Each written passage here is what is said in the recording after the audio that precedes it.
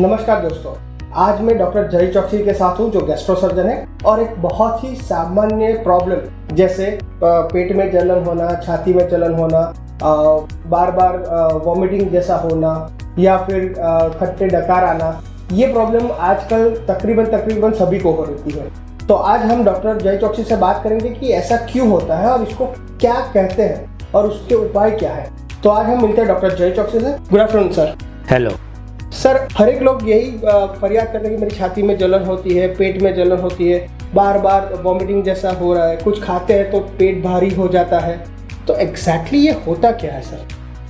तो इसमें क्या है मनोज भाई कि हम जो भी खाना खाते हैं ना, वो हमारे मुंह से अन्न नली के रास्ते नीचे होके पेट या स्टमक में जाता है और अन्न नली जहाँ ख़त्म होती है और स्टमक शुरू होता है, वहाँ पे एक वाल जैसा स्ट्रक्चर होता है जिसे हम स्फिंक्टर बोलते हैं।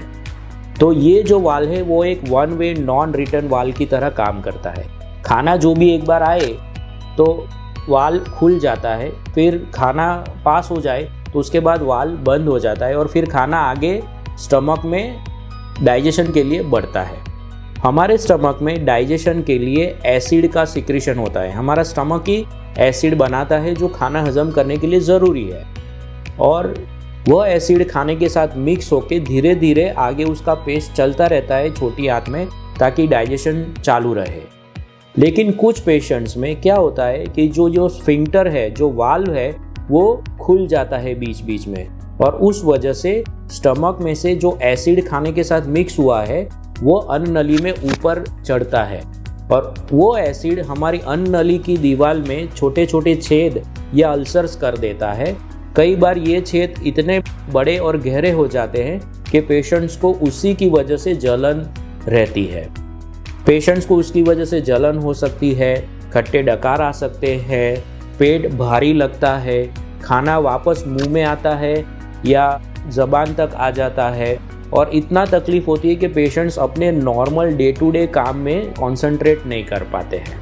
इस तकलीफ को हम गैस्ट्रोएसोफेजियल रिफ्लक्स डिजीज या GERD बोलते हैं। सर, लेकिन अगर ऐसा है तो उस पेशेंट को हमें कैसे ट्रीट करना चाहिए? जनरली ये कई बार एक दो बार अगर होती है तो पेशेंट्स उसको निग्लेक्ट करते हैं और अपने खाने पीने की आदतें सुधार के उसमें से मुक्ति पा सकते हैं। लेकिन अगर ये तकलीफ चलती रहती है और इतनी बढ़ जाती है कि उसकी डे टू डे एक्टिविटीज़ में उसमें फ़र्क पड़ता है, उसके काम में, उसके प्रोफेशन में तकलीफ होती है, तो उनको डॉक्टर की सलाह लेनी चाहिए। सर, मान लीजिए कि किसी पेशेंट को ये कुछ ज़्यादा ही हो रहा है, तो उसका क्या इलाज है, किस तरह से होता है, तो उसके बारे में थोड़ा बताएं। तो एक्चुअली ये जो GERD है वो हम पेशेंट्स के और उसके लक्षण से बात करके उसको चेक करके ही डायग्नोस कर लेते हैं। उसको कंफर्म करने के लिए हमें एंडोस्कोपी की ज़रूरत पड़ती है और कई बार ज़्यादा बड़े टेस्ट जैसे 24 आवर pH मॉनिटरिंग या मैनोमेट्री की भी ज़रूरत पड़ सकती है। लेकिन मोस्ट ऑफ द टाइम शुरुआत में हम सिर्फ उसके एग्जामिनेशन और उससे बात करके इसका इलाज शुरू कर देते हैं। सर, अगर ये प्रॉब्लम ज़्यादा बढ़ जाती है तो क्या ऑपरेशन वगैरह करवाना पड़ता है? क्योंकि एक्चुअली ऑपरेशन से तकरीबन सबको डर ही लगता है। पहले हमें एक्चुअली उसकी तकलीफ़ क्या है, कितनी सीवियरिटी है, वो हमें समझना पड़ेगा और फिर डिसीजन लेना पड़ता है। आपको डरने की ज़रूरत नहीं है या किसी भी पेशेंट्स को डरने की ज़रूरत नहीं है। सीधा सभी पेशेंट में ऑपरेशन की ज़रूरत नहीं पड़ती है। एक्चुअली क्या होता है कि कई बार स्टमक का एक हिस्सा ऊपर छाती में घुस जाता है और ऊपर चढ़ जाता है, उसे हम हाइटस हर्निया बोलते हैं और ये ऊपर चलने की वजह से वो जो वाल्व है उसके खुलने के चांसेस बढ़ जाते हैं और GERD की तकलीफ उस हाइटस हर्निया वाले पेशेंट्स में ज़्यादा देखने को मिलती है। और जब ये हाइटस हर्निया 3 या 4 सेंटीमीटर से बड़ा होता है और ये GERD की तकलीफ बढ़ती रहती है तो उन पेशेंट्स में सर्जरी की ज़रूरत पड़ सकती है। लेकिन most of the time patients को दवाई या लाइफस्टाइल मॉडिफिकेशन से ही फ़र्क पड़ जाता है। और अगर कुछ पेशेंट्स को सर्जरी चाहिए तो डरने की ज़रा भी ज़रूरत नहीं है। यह जो एंटी रिफ्लक्स सर्जरी अब हम लेप्रोस्कोपी मतलब दूरबीन से करते हैं, जिसमें छोटे छोटे होल्स से ही यह पूरा सर्जरी ख़त्म हो जाता है और पेशेंट्स को ऑपरेशन के बाद दर्द या ऐसा कोई तकलीफ़ नहीं होता है। ऑपरेशन एकदम सेफ है और पेशेंट की रिकवरी भी एकदम फास्ट होती है। सर ऐसे कौन लोग हैं जिनको ये GI GERD होने के चांसेस ज़्यादा होते हैं? एक्चुअली यह एक लाइफस्टाइल प्रॉब्लम है, जिनको अपने खाने पीने की कोई टाइमिंग्स नहीं रहता है, एकदम अनइवन ऑड टाइमिंग्स पे खाना खाते हैं, ज़्यादा तेल मसाले वाला खाना खाते हैं, जो काफ़ी वैसे स्ट्रेस में रहते हैं, जिनको बहुत भागा दौड़ी रहती है, जिनको कुछ एडिक्शंस रहते हैं जैसे स्मोकिंग, टोबैको, अल्कोहल, जो ज़्यादा फैटी फूड खाते हैं, फ्राइड फूड खाते हैं, ऐसे पेशेंट्स में, और जिनको हाइटस हर्निया की तकलीफ़ होती है, वैसे पेशेंट्स में ये GERD की तकलीफ़ ज़्यादा दिखती है। और जिनको मोटापा होता है उनमें भी यह तकलीफ़ ज़्यादा देखने को मिलती है। फिर कुछ पेशेंट्स ऐसे हैं जिनको काफ़ी सारी दवाइयाँ लेनी पड़ती है, कैंसर थेरेपी हो, एंटीबायोटिक्स हो, लंबे टाइम तक पेन किलर्स हो, तो उनको भी यह GERD की तकलीफ़ या एसिडिटी की तकलीफ़ ज़्यादा रहती है। मान लीजिए कि किसी को ऐसा है तो उसको अपनी लाइफस्टाइल में क्या चेंजेस करना चाहिए ताकि ये जो उसकी बीमारी है वो बड़ी ना हो जाए और ऑपरेशन तक ना पहुंचे? जो प्राथमिक स्टेज पर है, आप उनको क्या सलाह देंगे? उनको उनकी दिनचर्या में क्या चेंज करना चाहिए ताकि ये बीमारी वहीं तक सीमित रहे, आगे ना बढ़े? तो मैंने जैसे बताया आगे कि ये जो तकलीफ़ है वो अगर हम लाइफस्टाइल या पर्सनालिटी चेंजेस करते हैं तो वो सबसे लंबे टाइम तक के लिए हम पेशेंट्स को अच्छा और ये GERD से दूर रख सकते हैं। पेशेंट्स को अपना खाना एकदम रेगुलर टाइम पे खाना चाहिए। स्मॉल फ्रीक्वेंट मील्स मतलब थोड़ा थोड़ा खाना और बार बार खाना, एक साथ भरपेट खाने अवॉइड करना चाहिए। तेल मसाले वाला एक्स्ट्रा स्पाइसी खाने से दूर रहना चाहिए। और एरेटेड ड्रिंक्स होती है जैसे कोला, फैंटा, पेप्सी, ऐसी चीज़ों का सेवन नहीं करना चाहिए। अपने दिनचर्या में चाय या कॉफ़ी की मात्रा कम करनी चाहिए। और अगर ये कोई एडिक्शन है जैसे स्मोकिंग है, अल्कोहल है, टोबैको है, तो वो तो कम्प्लीटली बंद करना पड़ेगा। और अपने खाना जो डिनर टाइम जो होता है वो आपके सोने के 3 घंटे पहले हो जाना चाहिए। रात का खाना या डिनर एकदम लाइट फूड होना चाहिए। तो अगर आपने ऐसे थोड़े थोड़े चेंजेस किए हैं और थोड़ा वॉकिंग एक्सरसाइज करेंगे तो आप GERD से एकदम दूर रह सकते हैं।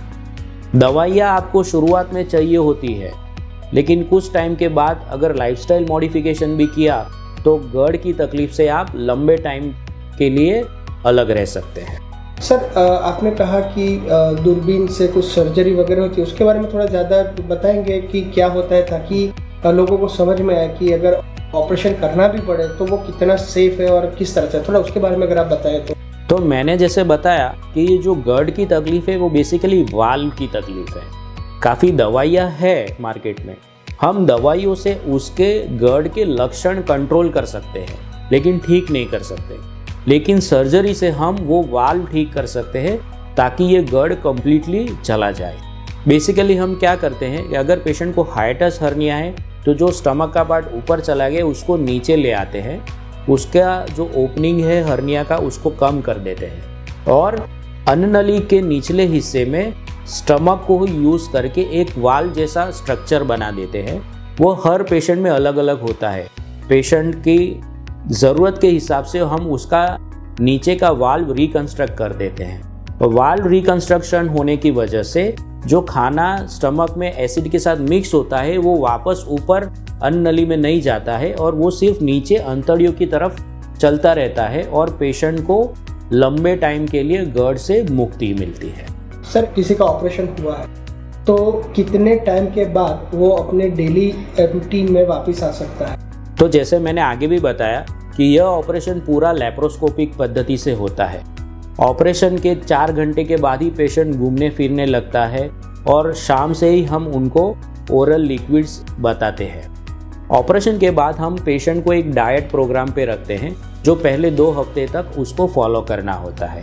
बाकी अपने ऑपरेशन के नेक्स्ट डे ही हम पेशेंट को छुट्टी दे सकते हैं और पेशेंट अपने कंफर्ट के हिसाब से अपने रेगुलर काम में या अपने रेगुलर लाइफस्टाइल या अपने रूटीन प्रोफेशन में आ सकता है। ऑपरेशन की वजह से कोई ज़्यादा मेजर रिस्ट्रिक्शन रहता नहीं है, सिर्फ एक डाइट प्रोग्राम है जो उनको फॉलो करना है। अच्छा, ऐसा हो सकता है कि कुछ सालों बाद फिर से GERD की प्रॉब्लम शुरू हो गई या इस तरह से कुछ सिम्टम्स या 2-4 साल बाद फिर से होता है, ऐसा कुछ होता है क्या? पेशेंट को यह GERD से दूरी बनाने के लिए काफ़ी लंबे समय तक अपनी लाइफस्टाइल बदलनी तो पड़ेगी। अगर आप सर्जरी करा रहे हो, नहीं करा रहे हो, दवाइयाँ ले रहे हो, नहीं ले रहे हो, लेकिन अगर आप अपनी आदतें नहीं सुधारते, अपने लाइफस्टाइल मॉडिफिकेशन जो हमने बताया वो नहीं करते, तो GERD की तकलीफ आगे चल के भी आ सकती है। Thank you so much sir, आपने बहुत अच्छी इन्फॉर्मेशन दी। दोस्तों, अगर आपको GERD की प्रॉब्लम है, सिम्टम्स सर ने बताया है, अगर इस तरह से आपको कुछ होता है तो सबसे पहले आप अपनी लाइफस्टाइल चेंज कीजिए और उससे पहले नज़दीकी किसी भी गैस्ट्रो सर्जन से मिलिए। और अगर आप सूरत में हैं तो डॉक्टर जय चौकसी मजूरा गेट में उनका क्लिनिक है, आप उनसे मिल सकते हैं। दोस्तों, अगर आपको भी GERD की कोई तकलीफ है, इसके बारे में आप जानना चाहते हैं, अगर आप कुछ पूछना चाहते हैं तो इस वीडियो के नीचे आप कमेंट कर सकते हैं या एक नंबर फ्लैश हो रहा होगा अभी, इसके ऊपर आप अपॉइंटमेंट बुक करा सकते हैं और डॉक्टर जय चौकसी से मिल सकते हैं। धन्यवाद।